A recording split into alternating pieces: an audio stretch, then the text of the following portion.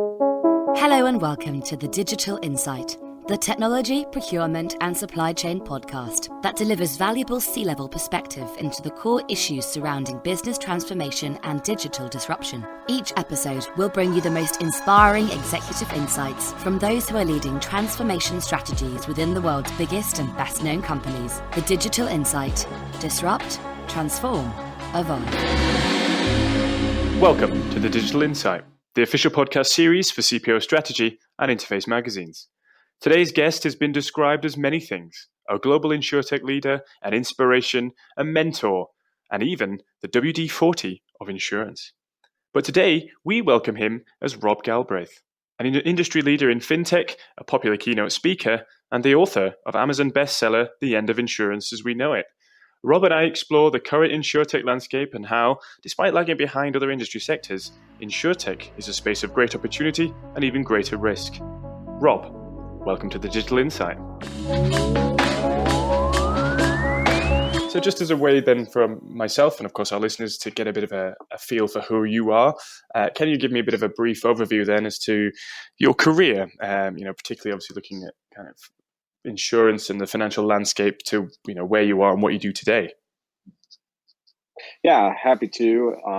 I started at university as an economics major. Always fascinated by business. Even as a kid, I remember going to the grocery store and filling up the cart with all the good stuff, and then going to the checkout and just giving them pieces of paper and bits of metal, and we got to take home this big loot. So I was always fascinated by, how that process worked. So I think that kind of sparked my interest in business in general.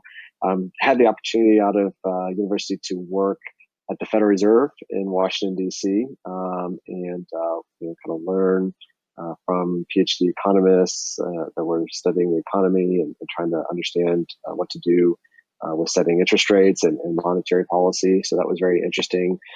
Had the opportunity to move to San Antonio for a girl who's now my ex-wife. So there's a long story there that I won't bore you with. But we've been remarried now, happily married for just over 10 years. Have 3 children. And when I moved down here, caught on with a large insurance company called USA. They also have a bank. And they do investments. And so I happened to kind of catch on in the insurance side of things. And originally, probably the first 5 years of my almost 20 years there, I really wanted to move back to the banking side of things. I thought that insurance was boring, and I thought banking was very interesting. But as I dove more into the insurance side of things, and 15 of my 20 years were in underwriting in a variety of roles, I found insurance to be quite fascinating. And actually thought banking was rather boring. So that kind of fueled, I guess, my love for the insurance industry.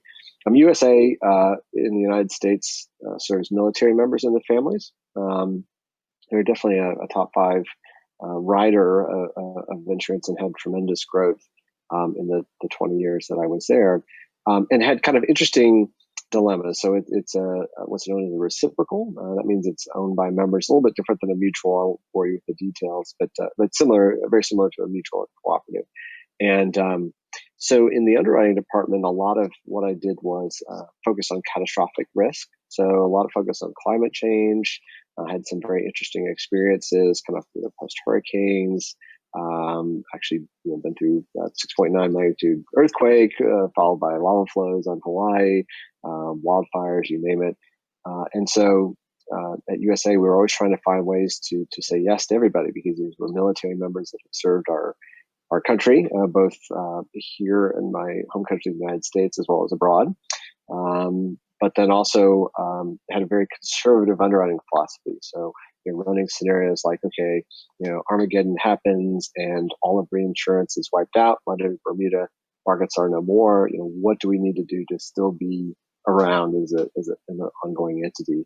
And so that leads you to very different underwriting outcomes and philosophy than spirit of underwriting everybody and not saying no to anybody. And so that's kind of where my passion for technology started. I was really trying to find a way to balance those extremes, and over the past 2-3 years, started working with a lot of technology startups and entrepreneurs, scientists from outside the industry, and really got a sense for we can be doing insurance a whole lot better and more innovative. And there wasn't one technology or one company that kind of really struck me, but rather several. And I would leave meetings after an hour and just be really excited and saying, that's the future of insurance. I've just got a glimpse of it. That's what it's going to look like 10 years from now. So I left USA after writing my book, The End of Insurance as We Know It, which we'll talk about a bit more, of course. And now I'm currently the Director of Innovation at AF Group. AF stands for Accident Fund. That's our flagship brand. We have several other brands under that, and primarily write what's known as workers' compensation or employer's liability here in the United States. So that's a very interesting job and really exciting to be in the middle of this insuretech movement.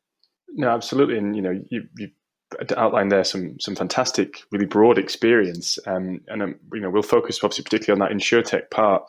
If you could, I'm going to jump straight in with a bit of a big question, but looking at where you are now and looking at where you were, you say 20 years ago, what's changed? Now, I know that's very broad, but obviously from a technology perspective, if you could go back to 10, 20 years ago and could say, and you had to sort of tell this version of you what's going to change dramatically from a technology perspective, how would you even go about breaking that down in terms of not just obviously, this technology is here, but just the whole concept of insurance and the approach to insurance as defined by technology? So as a career professional who has several professional designations and kind of learned the craft of underwriting, as a former vice president used to call it. I've always loved that term. There's kind of a bit of an apprenticeship, right, when it comes to underwriters. I always thought it was a very traditional, and a lot of people think of insurance as being somewhat immune to change and to innovation. But really, it's been with us all along. Just didn't necessarily see it. So I always tell people that rather than kind of be afraid of technology, insurers were actually one of the first to adopt technology. It just happened to be technology from the 1970s and 1980s with these mainframes and batch processing and things like that. So now we call them legacy systems, right? And so moving on from those legacy systems is a particularly thorny challenge. I feel very fortunate to have started my career at USA because they insure military members, and military households tend to move around every 2 to 3 years. And so they didn't have a traditional relationship with a local agent or broker, but they did business directly with the company. And so what that meant was they were one of the first companies to have an 800 number, a toll-free number to call, rather than, you've got to go set an appointment, physically meet with somebody. And then at the advent of the internet, which was kind of, coming right as I started my career, they were one of the very first ones to build a website that you could actually quote and bind coverage on, rather than tell you, where you can find your local agent to go sit down and have a chat. And later on, they really kind of pushed a lot of these kind of edge use cases. That soldier that's in Afghanistan at 2 a.m. and needs to conduct some type of insurance transaction, for their spouse back at home or whatnot, and they're on one bar, right, and they need to be able to conduct business. And so a lot was really invested in mobile capabilities, of which, these are the ways that people just want to do business in 2019. They want to do business on the internet, they want to do business over mobile. And so really focusing kind of, on that military customer has led to this tremendous success of USA, the vast majority of which now of their customers don't have that military experience, but rather have that in the background, a parent who served, or a grandparent, et cetera. So, it's been with me all along, but I think we just kind of didn't notice it and kind of put it over to the side. But it really was 2015 that, kind of going about my merry underwriting way, that I met somebody at an underwriting conference that said he was from Silicon Valley. That was the first time I'd really met anybody from Silicon Valley from this. And so I thought it was quite curious that he was at this underwriting conference of professional underwriters, and they were kind of sleepy and boring, kind of matched my somewhat risk-averse personality. And so I asked him, "Why are you here?" And he said, "To learn everything there is to know about the insurance industry." And he said, "Well, this is a great place. We've got lots of educational sessions. What do you hope to gain from this knowledge?"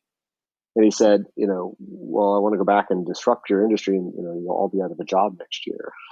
Okay, nice to meet you too. It's very, very kind of, And so I talk about this in the book about kind of this arrogance of Silicon Valley, and I talk about insurance as being a fundamentally different industry. Everyone thinks they're different, but it is a financial instrument and a legal contract all rolled into one. It's very complex. It's not just a ride from here to the airport or some goods that get shipped to your doorstep rather than having to go to a physical store. So I think that was kind of the first signs that something was afoot. And so then it's really just kind of blown up from there and really been front and center in just the past few years in a way that it was there, but it was kind of more in the background in the past.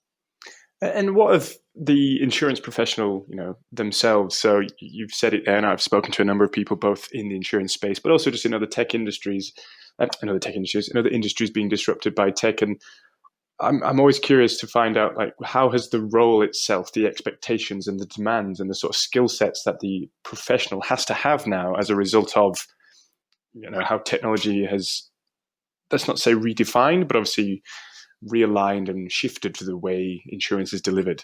Yeah, so I think that's an ongoing evolution, and I think some have really embraced technology, and those that have embraced technologies, while recognizing there will always be a relationship element to insurance, there'll always be a human element. I think those are folks, whether they be on the agent broker side or the carrier side or some third party.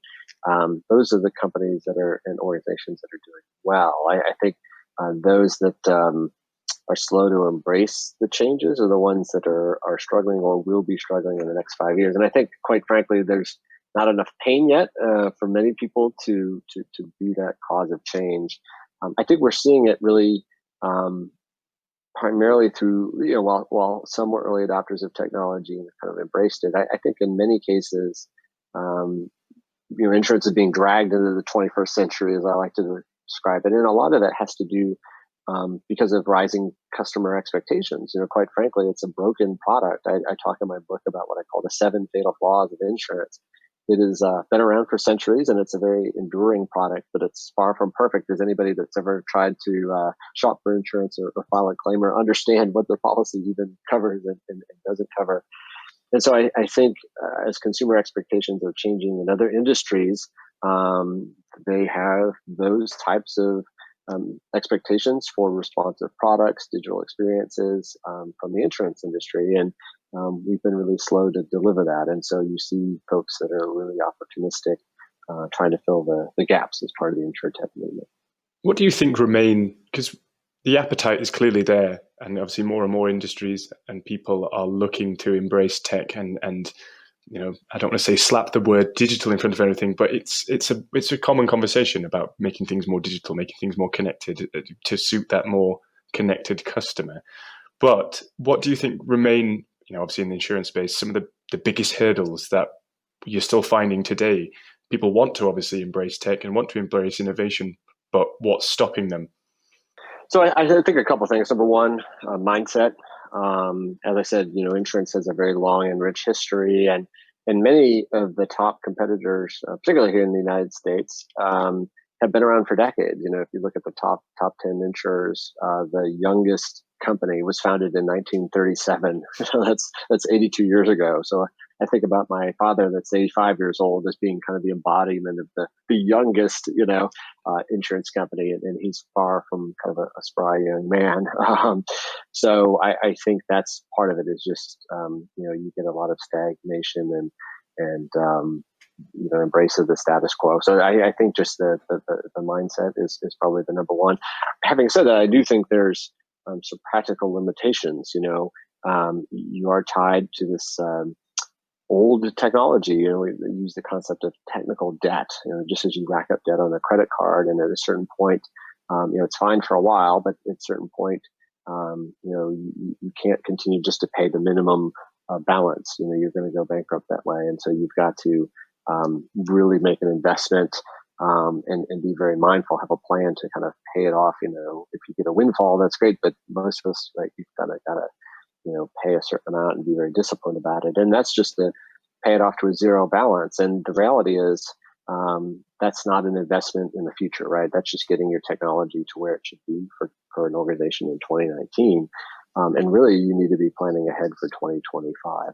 And I think, when insurance companies were in the past, everything was kind of these gigantic, monolithic, on-premises implementations with very few kind of hard pipes, as I like to describe them, to some third parties that you would need to exchange information with, but very secure, very stable.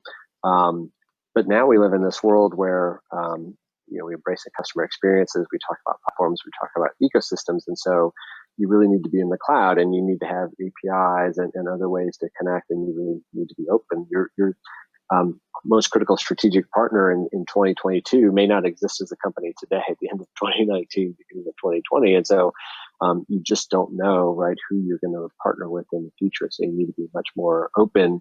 I talk about less weightlifting and more yoga, really the emphasis on agility and flexibility.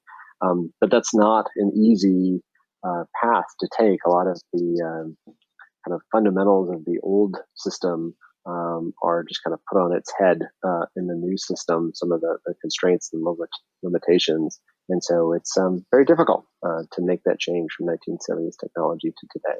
And sticking along a similar theme with that is obviously looking then at the insurance customer. You used your father as an example there. Is there, I guess it's not necessarily black and white. It's not an older style of customer versus a new style of customer. But obviously you have to try and strike a balance where you're embracing the latest digital trends. You're embracing this new customer who, wants to be able to click on their phone or be able to access information immediately. But also you can't then alienate yourselves from that older generation of customer. So how do you kind of strike that balance where you're not closing the door to one in favor of the other, but you're making it accessible for all, regardless of what their skill set's the wrong word, what their mindset is towards how they engage with an insurance company? Yeah, that is a great question, Dale. And I think that is a huge challenge. You hear a lot of conversations about channel of choice, omni-channel, right? Being where your customers are. I know companies that have tried to eliminate the fax machine and only to turn those things back on, or to even still be open to a paper application that comes in, that a customer comes in and actually fills it out by hand because they prefer that versus digital. I mentioned my father. The other day, he was struggling. He did one of those Ancestry DNA sites, and so he wanted to share the results with his sister, who's kind of our family genealogist. And in order to do so, he had to set up some type of two-factor authentication. But they sent a text to his flip phone in order to authenticate his login, and there was no hyperlink, no capability. He didn't know what to do with this text message in a way that most of us that are walking around with smartphones, right, we're very used to getting that type of message today, entering some type of code that's text us to verify it's really us, et cetera, et cetera. So you're right. It is very difficult to attract a new type of customer, the digitally savvy customer, while at the same time not alienating your existing customer base that may be perfectly happy with the way that you've done business always. And the fact that my father in 2019 can go about his daily life and doesn't see the need for a smartphone. He's able to do everything that he wants to do. He still shops on Amazon on his laptop. He watches YouTube videos. So it's not that he hasn't embraced some elements of our new life in 2019, but yet he doesn't see the need to have a smartphone. So it's exceedingly challenging and costly.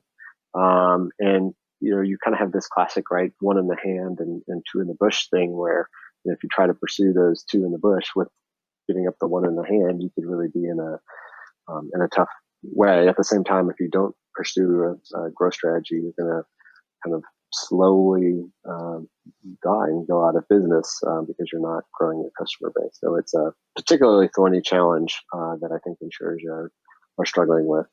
I suppose this is related in a sense, but do you think then, of course, there's a challenge in businesses because they know the conversations are happening. They know that to be digital is to be current, to be now, to be ready for the future. Do you think then there's sometimes a perception that some people are just investing in implementing technology because that's what other people are doing and that's what they think is what's expected, rather than sitting down and doing the necessary analysis and understanding that what do the customers want first, not what do we think they want? Yeah, no, you're spot on that, Dale. So I think there's we have this. Nobody wants to be a first mover in insurance, right? It's very risk adverse, very cautionary industry, and that's one reason that I've actually been kind of attracted to it as a personality. These are the kind of think before you leap type crowd. But at the same time, I think we see regulators like AM Best and others saying, we're really evaluating you now based on your innovative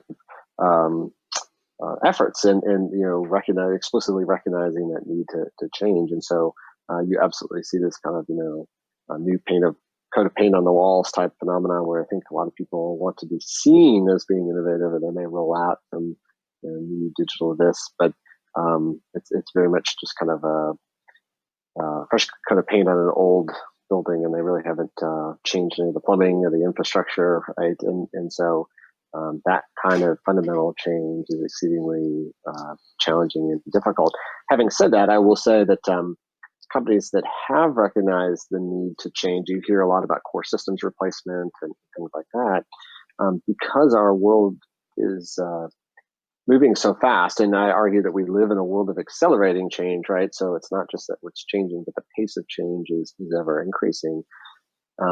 Decisions that you might have made in the mid 2010s to replace some of those legacy systems, if you look at the available offerings, say in 2015 versus now in early 2020, they fundamentally changed. The advent of cloud computing and whatnot, and so you might not make the same choice today as you would have 5 years ago with what your choices were. And so it's very much kind of a game of whack-a-mole. It's very difficult to pin down and to decide on this years-long journey that you need to make this digital transformation. So I think you kind of have to have one mindset of, I'm just going to pay down that debt and kind of, plow through it. But then you also kind of have to have another eye towards a changing landscape and position yourselves to be able to be agile and pivot as necessary. It's very difficult balance to achieve.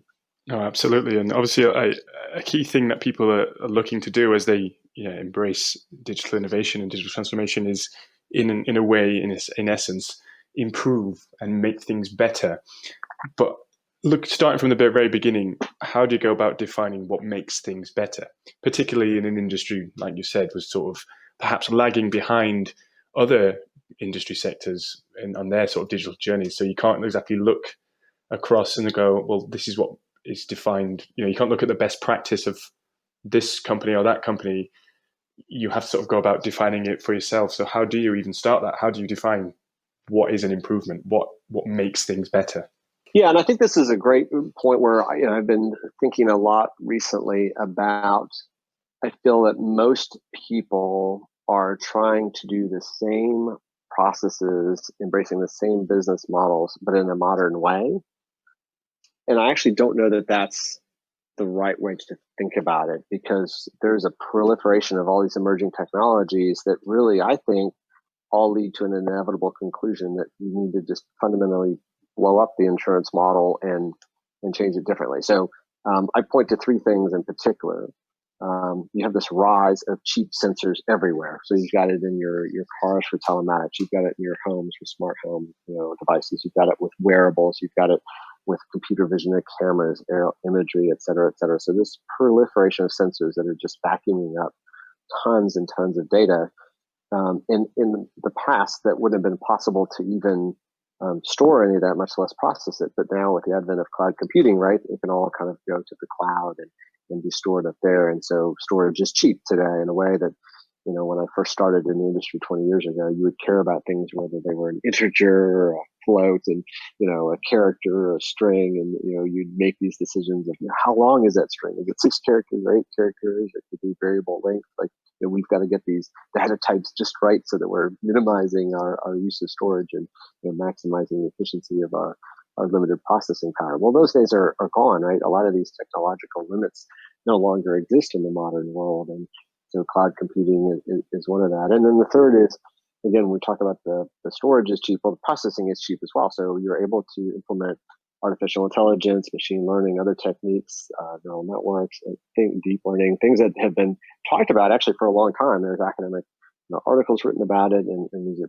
things that people theorize, but our computers just weren't powerful enough to really do them, and they now are. And so you can now make sense of all this with these advanced algorithms in a way that certainly if you just took a smart home device and fed all the data to a human analyst, right, they couldn't really see patterns or make sense of the data. And so, you've got now a world where, in the past you would care whether somebody was an 18-year-old single male, and you'd say, well, we know that 18-year-old single males are worse drivers than 35-year-old married females, right? Age, gender, marital status, and motor insurance has always been, one of the most predictive factors. But that's lumping everybody together in a light group. And in today's world, I don't need to do that. I can say that this 18-year-old male actually, in fact, is a very stellar driver, while this 35-year-old married female maybe somebody you don't want to get into a car with. She's a little unreliable behind the wheel, right? So I don't need to look at these proxy variables. I can actually look at the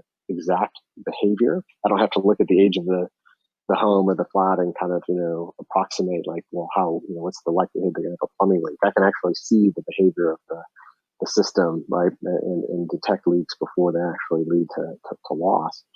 And so I just think that is a fundamentally different way. Like, we have new capabilities that we've never ever had before in the insurance industry. And so that should lead to a fundamental rethinking of the industry. And I just don't see a lot of that happening yet. I think everyone's trying to kind of refurbish the old way of doing things and not necessarily completely rethinking the insurance model that's been around for decades, if not centuries. So you've mentioned data there, and of course, that makes it possible to produce and create and deliver far more personal relationships and personal services which are unique to each and every person. But how does that translate in terms of, is there, despite being more connected than ever before, is there still sometimes a bit of fear and trying to think of the right word, sort of reluctance from a customer or consumer's perspective that you have all this data on them? Like, how does that change that relationship between the insurance and the broker and whatnot and the customer? Because obviously there are going to be some people who, despite having all access to all the latest technology, will still feel a little funny knowing that all this information is stored on them, by a third party, so to speak. That's a great question, and I think you're absolutely right. I think consumers have a certain mental model of how an insurance company works, that you're the thing that I need to buy to do the thing I really want to do. I've got to get motor insurance to drive the car off the dealer's lot, or to close on my mortgage, or to start my business. And so once I've achieved, got the insurance to do the thing I really want to do, then I kind of forget about it until I have a claim. And depending on how that claims experience go, I may be a customer for life, or I may be, really irate and shopping my coverage at the next renewal. Or if my premium goes up substantially, right, is when it says, okay, let me see if I can get a better rate out there. All these companies are the same, but there's not a lot of loyalty. There's not a lot of passion, right, for your insurance company. And you're right. I think there's a worry of, you saw this where telematics has been around for a really long time, but it's failed to get traction in most countries because I think there was this, unless you're a stellar driver, you really want to show somebody, I'm outstanding. Like, we all maybe go a little too fast at times, or we, have a little bit of a hard break, or take a turn a little too quickly. And so most of us, right, the majority of us, are very wary about sharing that with our insurance company.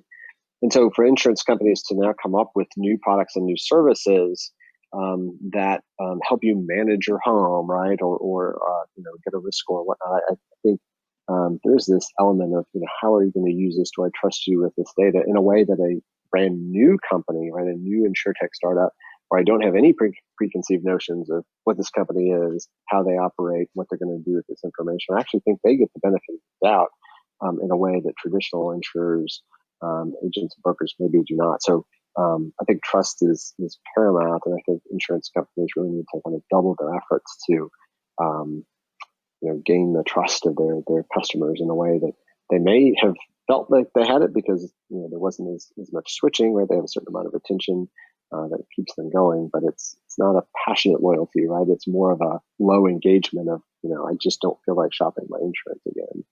This sort of leads nicely then into we talk about like the insurance model and sort of the delivery of it changing, and again, obviously focusing on the data. Then that, of course, that lends itself to talking about governance and obviously the regulatory element side of it all. That has to change too, and has changed. And how much is that? I don't want to say hindered, but I will. How much is sort of the regulation both hindered, but also opened the doorway in terms of that sort of transformation? In terms of it's not, better than ever before. There's greater opportunity, but there's greater risk at the same time. Yeah, it's another really tough question. I feel for regulators. I think we know insurance is a heavily regulated industry, and that's one of the reasons that it's been somewhat inured from some of these changes that we see in other industries that are a lot more dynamic than the insurance industry.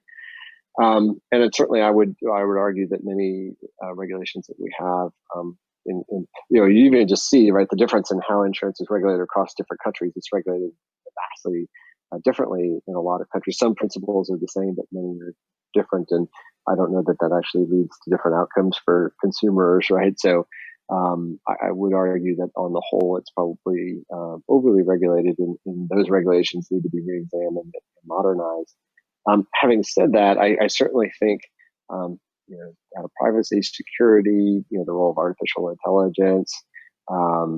I think an interesting question for regulators is this role of venture capital, funding all of these startups. I look at companies like Lemonade that started here in the U.S., expanded to 30 some states, then moved over to Germany, is looking to expand their footprint in Europe, and there's been talk of an IPO, an initial public offering, and certainly I would expect that that's going to, when that happens, will provide a windfall for both the venture capital backers as well as the founders. And then what happens, right? So this question of kind of after the IPO or after the exit, what happens then? We're used to insurance carriers and insurance organizations being around for decades, if not centuries. But these entities that are now being built to kind of earn a return in 3, 5, 7, up to 10 years, but not more, looking for that exit. I think that's just we've never seen that before in the insurance industry. And so what the implications are, I think, are very different. We kind of assume that all these companies will be built to last, right? Be around for decades. And I just think that's a fascinating dynamic. So not saying regulators should do anything about that, but I think it's certainly an open question. So I think it's tough. I think, on the one hand, we need to relook at some of the regulations that exist under that old model, since our world is changing rapidly. But I also think there's probably some regulations that need to be considered for our new world and our new model to keep the trust for consumers in the insurance industry as a whole. Because the insurance industry provides such a tremendous societal benefit, and we see this in countries that don't have a robust insurance market in a lot of developing areas. I get messages all the time from countries that don't have a robust insurance market, and they're looking for that protection. It helps be an engine of economic activity if you don't have to save up a bunch of money in your mattress for that rainy day, right? If you've got that type of protection, that you can take some risks, be an entrepreneur, go about your daily life with economic activity, knowing if something bad happens, you have this kind of downside protection in an insurance product. Many countries don't have that, and so I think certainly building a robust insurance market in these countries will help unleash a lot of economic activity to help them grow. There's a lot of people really focused on that, and I think that's why the book has really resonated with them, even though it's not written for their particular domestic market. But there's a thirst for knowledge out there.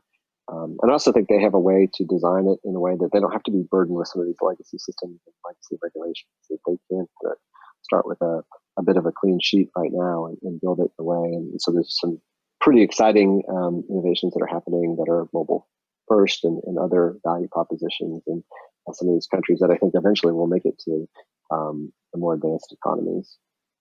Now we have touched upon it, in and out throughout this conversation, and I suppose the whole conversation is pretty relevant. Is pretty much describing some of the things you talk about. But obviously, as you've said, You have your book, The End of Insurance as We Know It. If you could try and sum it up in a nice, pithy, short few words, if you would, what is it, and how have you sort of pulled all that information together? Like, where's all that come from? And, why, in effect, should people read it, and what makes, like you said, what makes it resonate with the current sort of financial landscape?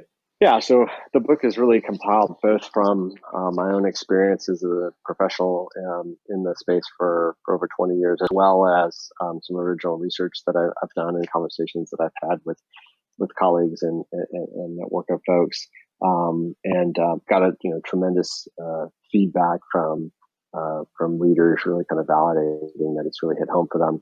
It's targeted to two audiences. One is that career insurance professionals, such as myself, that kind of I want to let them know that this world is coming and how to prepare themselves. And I get a lot of resistance on this point. I think a lot of people, if they don't see a change in their daily life, they just kind of dismiss it and assume it's all hype or it's all fluff. But it's really not a question of if, it's a question of when. And in different segments, different countries, different areas are going to see this disruption occur at different points. But it is coming. We're going to see more change over the next decade than the past 3 decades combined. And so it's to help folks like that prepare themselves for this new day, this new reality. At the same time, it's targeted towards folks that don't have any background in the insurance industry at all, that are maybe entrepreneurs, technologists, people that see an opportunity in this space that want to get in, but don't know the first thing about insurance. So it's very much kind of an insurance 101. It has a lot of terminology, has a glossary in there, and I've had a lot of startups tell me that they've read the book, and that's prepared them to go to carriers and agents and brokers and pitch them on their idea, their technology, their solution, and be able to use the lingo, talk about a loss ratio, talk about reductions in frequency, talk about quote conversion rates and things like that. And so they're able to kind of speak the language of insurance that they didn't have if they didn't read the book. And you don't have to read a bunch of textbooks or licensing exam study guides to be able to access that information. In terms of the structure of the book, very briefly, it's in 4 parts. The first is what's wrong with insurance. I talk about what I call the 7 fatal flaws of insurance, because I think it's important to focus on not just a solution in search of a problem, but what are those thorny, intractable problems that have been around, kind of endemic, right, into the model of insurance today. The second is, why hasn't it been disrupted yet? There's lots of good reasons for that. We've touched on some, the legacy systems, regulation, et cetera, the lack of kind of, inertia, right, competitive threat from the outside. The third is, what are some of these emerging technologies? And again, we've touched on several of them in this conversation that could fundamentally change the paradigm. I talk about kind of risk transfer, even quasi insurance, things like peer-to-peer, blockchain, other buzzwords that you hear kind of get into that a little bit. And then the fourth and last part is, I don't pretend to have all the answers or a crystal ball, but what are some mental models? What are some ways to think about this new world and positioning yourself and your organization to be successful throughout the next decade? And I suppose the easy answer to this question would be, we'll go and read the book. But if you could give one piece of advice, one piece of guidance that not necessarily just, you saying this is the one way to guarantee success, but obviously something that you yourself have learnt over your career that you would share to others to try and, again, not guarantee success, but to sort of steer themselves down the right path to success in these increasingly complex but also great times of opportunity. What would you try and say to somebody? My advice would be stay curious and have an open mind at all times. And so, that's for you personally and professionally, but also should translate to your organization, that you shouldn't be so set, kind of path dependent, that you should be open to changing course at a moment's notice. Having said that, right, there's times where that's easier said than done, certainly. So sometimes you just have to plow ahead and make decisions in uncertain times. And I think we're seeing a lot of that today, where the winners and losers in kind of this insuretech world aren't entirely clear. It's very murky. Lots of people think they have the answer, and we'll see in a decade or so whether they don't, right? But those Amazons, Googles, and and Apple's, Facebook's, right? They haven't popped out really kind of in the insurance space yet, so we don't know who those winners are. And obviously, in a lot of these other spaces, we've kind of forgotten the MySpaces and other names of some of those losers, right? Have fall by the wayside. But I think it's just being able to change your mind and being able to change direction, prizing that agility above all else. Perfect. And I suppose final question then is, where would be the best place for people to be able to access your book? Yeah, absolutely. It's available exclusively on Amazon. So it is eligible for Amazon Prime for the paperback version in the US, the UK, France, and Germany. So you can get it, quickly delivered to your doorstep. And it's available in the Kindle version in 12 countries.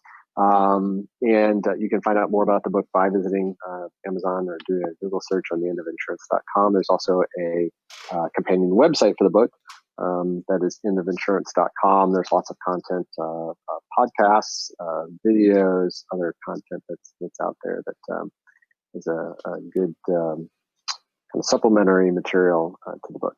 Perfect. Thank you, Rob. It's been a pleasure speaking to you. Likewise, Dale. Thank you so much. Thank you for listening to the Digital Insight Podcast in association with the Interface.net and CPOstrategy.com. The Digital Insight is brought to you by B2E Media Limited. We hope you enjoyed this episode. Please remember to subscribe, rate and review. And don't forget to check out our podcast archive at www.b2e-media.com/The Digital Insight.